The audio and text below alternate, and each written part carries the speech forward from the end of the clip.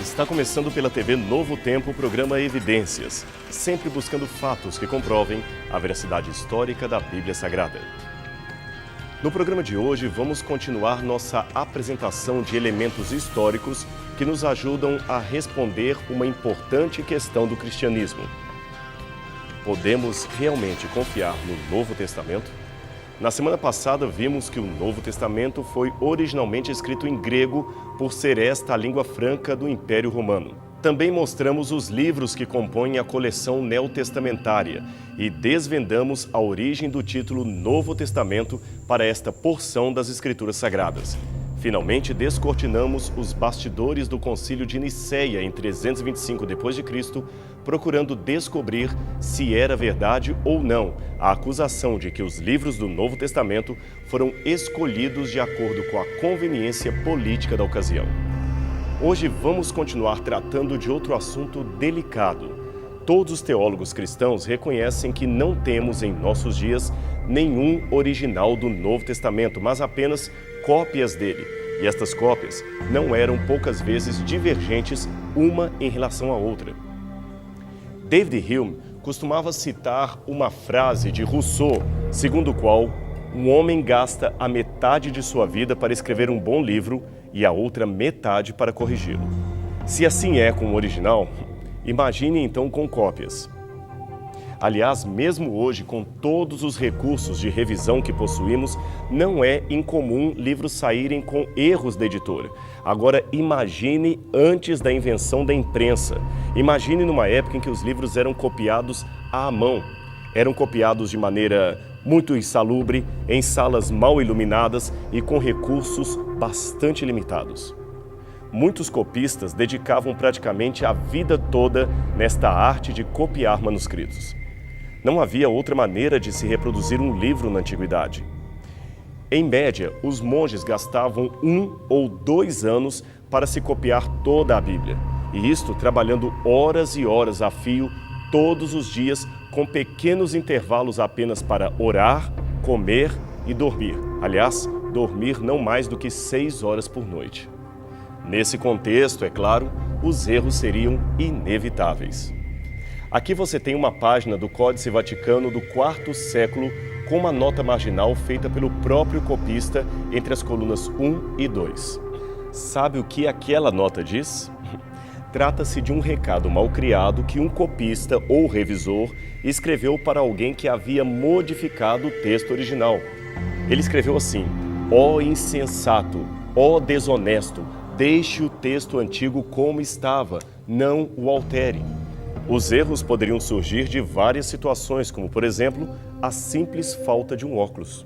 Problemas de vista eram comuns naquele tempo, mas lentes de aumento eram um artigo de luxo. Poucos poderiam ter o privilégio de possuir um par de óculos. Então imagine como era fácil se equivocar com algumas letras gregas. Aqui você tem a letra maiúscula θ. Agora veja uma outra letra, o ômicron. Perceba como é fácil confundir uma com a outra, ou quem sabe confundir ainda a letra psi com a letra y. O erro também poderia ocorrer por uma simples distração do copista. Veja que nesta passagem de 1 João, o Códex Sinaítico mostra o descuido do copista que deixou de fora a palavra homem e a inseriu posteriormente sobre o texto já copiado. Esta outra página mostra ainda outras correções feitas depois que o texto estava já pronto, já copiado. Na verdade, houve tantos erros que hoje não é possível existir sequer 2 manuscritos bíblicos, um exatamente igual ao outro. Esses erros são tecnicamente chamados de variantes textuais, isto é, um manuscrito apresenta o texto de uma forma, enquanto outro apresenta de modo diferente. Vejamos um caso ilustrativo. Em algumas versões da Bíblia, o texto de Apocalipse, capítulo 22, verso 14, aparece assim: Bem-aventurados aqueles que lavam suas vestes no sangue do Cordeiro. Já noutras, o texto aparece desse jeito: Bem-aventurados os que guardam os seus mandamentos. Como você vê, o texto é bem diferente, não é mesmo? Mas fique tranquilo, o grego explica essa distinção.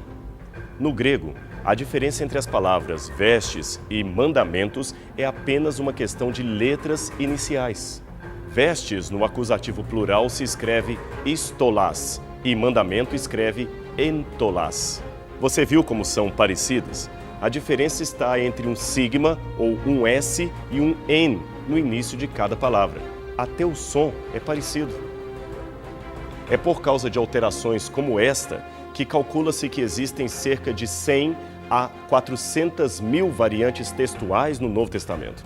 Agora veja, considerando que existem cerca de 138 mil palavras no texto grego do Novo Testamento, temos de concordar com a observação feita por Bart Ehrman, um dos maiores críticos atuais da fidelidade bíblica que escreveu: as variantes textuais superam o número de palavras do Novo Testamento.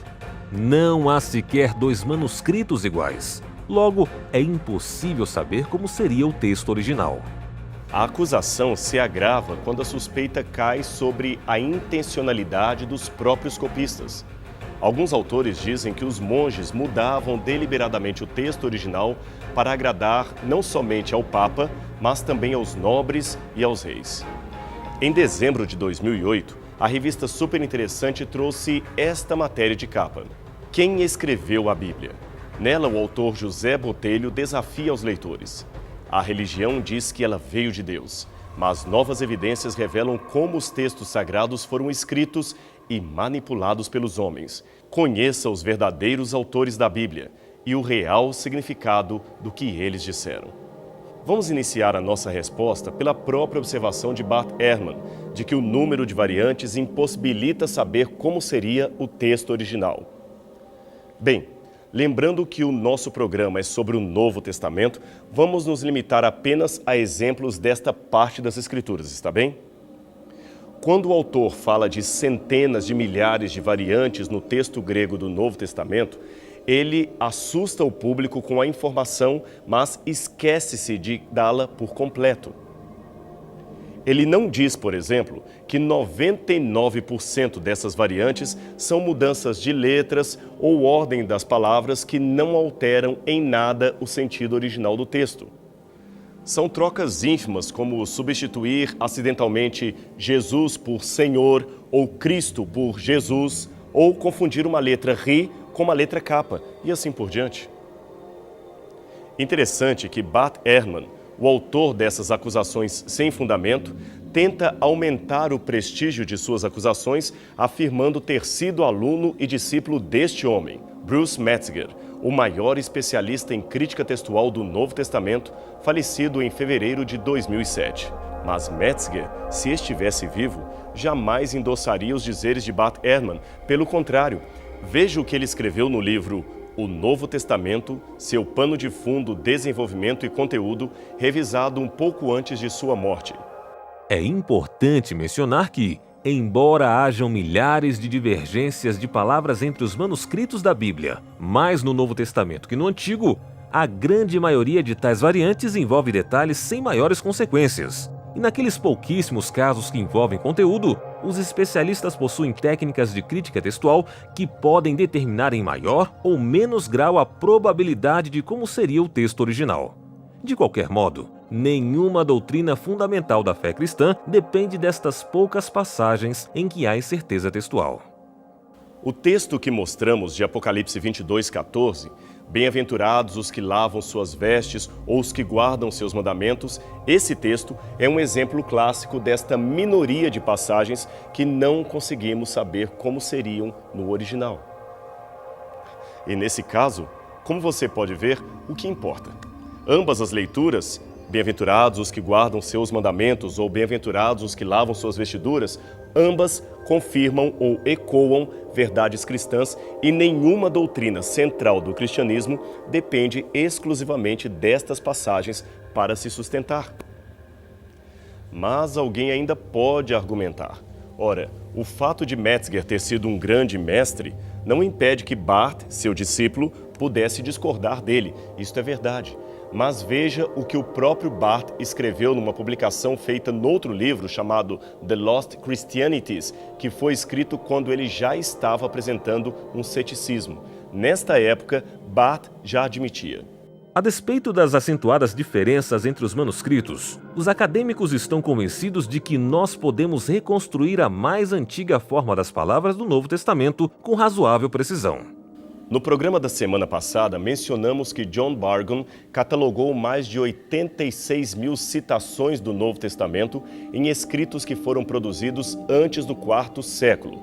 Ora, o próprio Bart Ehrman, num livro publicado em coautoria com seu mestre Bruce Metzger, admitiu o seguinte: as citações antigas do Novo Testamento são tão numerosas que, se todas as outras fontes para o nosso conhecimento do Novo Testamento fossem destruídas, ainda teríamos material suficiente para reconstruir praticamente todo o texto do Novo Testamento. E deixe-me dar mais uma informação para você. O Novo Testamento é reconhecido mundialmente como o livro que tem a maior quantidade de cópias feitas antes da invenção da imprensa. Só de manuscritos gregos temos mais de 5.500 textos. Se somarmos então os lecionários, as citações livres ou as versões antigas em latim, copta, siríaco e outras, o número de cópias do Novo Testamento sobe para mais de 24 mil textos. Só para constar, o clássico da antiguidade que ocupa o segundo lugar de preservação em cópias é a Ilíada de Homero, com 643 manuscritos. Depois dela, vêm os textos de Demóstenes e Sófocles, ambos com menos de 200 exemplares. E o número de cópias daí por diante tende a diminuir cada vez mais. Agora, ao contrário do que possa parecer, a quantidade de manuscritos ou de cópias aumenta exponencialmente para os especialistas a chance de um documento ter o seu original preservado. O Novo Testamento está, portanto, em larga vantagem em relação aos demais escritos ou clássicos da Antiguidade. F. Bruce, um dos mais famosos catedráticos de Novo Testamento da Universidade de Manchester, na Inglaterra, afirmou o seguinte: a evidência textual a favor dos atuais escritos do Novo Testamento é muito maior que a evidência a favor de quaisquer outros escritos de autores clássicos sobre cuja autenticidade não paira a menor sombra de dúvida. E sobre aquele número absurdo de 100 a 400 mil variantes textuais, é importante colocar que, além do que já demonstramos, ou seja, que são alterações em sua maioria insignificantes, troca de letras, sílabas ou sinônimos, é importante também esclarecer que este número exagerado de variantes é proporcional à quantidade de textos que dispomos. Deixe-me explicar isto de um modo melhor. Se uma única palavra foi escrita erroneamente em 3.000 manuscritos diferentes, ela então é contada como sendo 3.000 variantes e não como sendo apenas uma. A rigor, poderia-se falar de um erro que se repete em 3.000 diferentes manuscritos e não 3.000 diferentes erros. Assim, uma vez entendido o processo de contagem, se eliminarmos as variantes de ordem mecânica, como por exemplo erros ortográficos, as variantes mais importantes que permanecem são surpreendentemente poucas sob o aspecto numérico do Novo Testamento.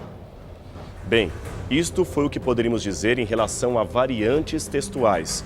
Agora, e quanto àquela outra acusação de que os monges modificavam deliberadamente os manuscritos bíblicos de acordo com a ordem da Igreja?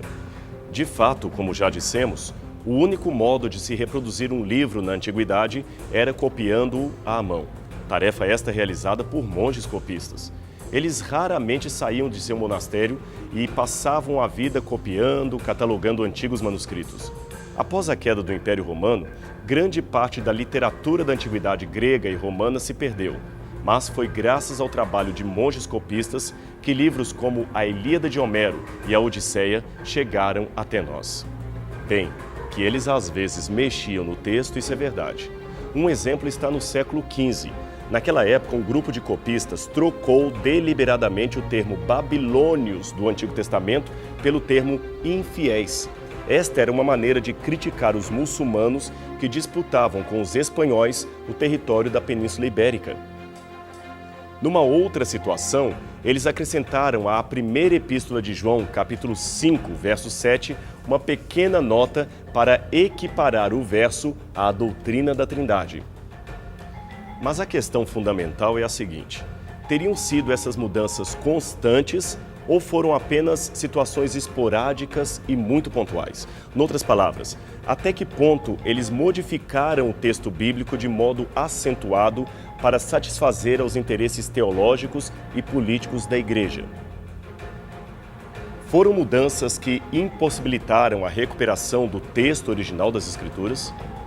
O primeiro erro desse tipo de suspeita levantada pelos críticos está no anacronismo que eles contêm. As grandes massas da Europa medieval eram formadas por pessoas analfabetas com pouco ou nenhum contato com obras literárias. Não era, portanto, interesse da Igreja convencer as pessoas através de livros escritos. E mesmo que assim fosse, esses livros seriam pouco eficazes diante de uma maioria iletrada. A Igreja certamente teria outros métodos para convencer o povo de seus dogmas, e a distribuição de literatura em massa certamente não era um deles. Pelo contrário, o estudo e a leitura particular da Bíblia não eram franqueados ao público leigo. Além disso, como já dissemos no programa da semana anterior, se a Igreja Católica medieval tivesse mesmo incumbido seus monges de alterar os textos para facilitar o embasamento de seus ensinos, o catolicismo hoje teria, inevitavelmente, a teologia mais biblicamente embasada de todos os ramos do cristianismo, porque já teria alterado os manuscritos a seu favor. Noutras palavras, o texto do Novo Testamento, se houvesse sido mudado pela Igreja Católica, estaria hoje recheado de passagens favorecendo o culto a Maria, a celebração dos santos, a infalibilidade papal, a eficácia dos 7 sacramentos, a ordenança do celibato sacerdotal, a obrigatoriedade das missas, a ordem de Cristo para se guardar domingos e festas, etc. Mas, estranhamente, nada disso está lá, e deveria estar se fossem realmente os textos alterados na Idade Média. Um caso ilustrativo podemos ver nesta passagem do Evangelho de Mateus. Ela está no capítulo 23, verso 9, onde lemos: A ninguém na terra chameis de vosso Pai, porque só um é o vosso Pai, o qual está nos céus. Ora, este texto era muito perigoso para a tradição eclesiástica da época. Sabe por quê? É que na versão em latim era dito que não deveríamos chamar ninguém de pater. Note que a palavra pater era justamente o modo como os católicos medievais se dirigiam ao seu vigário local, que em português traduzimos por padre. Agora raciocine comigo. Se os monges daquela época mudavam o texto ao bel prazer da Igreja, passagens como esta, que numa leitura rápida pareciam desautorizar um costume oficial da Igreja, deveriam ter sido retiradas do Novo Testamento. Mas elas foram estranhamente mantidas, o que demonstra que esta generalizada manipulação textual só existe na mente criadora dos autores críticos, talvez inspirados por teorias da conspiração que não correspondem à realidade dos fatos. E não é somente isto. O Novo Testamento contém até hoje algumas aparentes contradições, lógico, sem importância, mas que certamente teriam sido corrigidas se o texto bíblico fosse realmente manipulado da Idade Média. Por exemplo, se você tomar a sua Bíblia em casa e ler atentamente Mateus capítulo 21, verso 19, verá a história em que Jesus amaldiçoou uma figueira sem frutos que imediatamente ficou seca. Porém, no livro de Marcos, capítulo 11, versos 12 a 20, parece que o secamento só aconteceu no dia seguinte. É uma contradição, não é? Num evangelho, diz que Jesus curou 2 cegos em Jericó. No outro, diz que era apenas um. Ora, por que os monges não corrigiram esse tipo de discrepância que atentava contra a idoneidade do relato? A resposta é simples, porque a alegada manipulação, repetimos, especialmente com intenções teológicas, não ocorreu nos moldes como os críticos apresentam, e o texto pode sim ser recuperado em sua quase totalidade. Eu quero mostrar uma coisa para você. Eu tenho aqui em minhas mãos um fragmento de um papiro encontrado no Egito por volta de 1920. Ele está escrito dos 2 lados, como você pode perceber. É um papiro que hoje recebe o nome de Papiro Johns Highlands, ou P52. Ele contém o que nas Bíblias modernas corresponde a alguns versos do Evangelho de João, capítulo 18. Muitos eruditos acreditam que Este papiro foi escrito por volta de 125 depois de Cristo, ou seja, cerca de 2 ou 3 décadas após a morte do apóstolo João. Agora, o incrível é que o texto deste fragmento concorda quase integralmente com o que aparece em manuscritos posteriores, e isto é muito importante. Tal evidência nos mostra que não houve alterações substanciais no texto e que o Evangelho de João já circulava pelo Egito poucas décadas depois da morte do apóstolo, o que nos leva a crer que a mensagem que ele pregou foi realmente registrada no primeiro século e não apenas no final do segundo século, como diziam os críticos na ocasião, negando inclusive a autoria apostólica do Evangelho. Portanto, o livro de João foi escrito por uma testemunha ocular dos eventos ali mencionados e até mesmo um simples pedaço de papiro pode confirmar isto.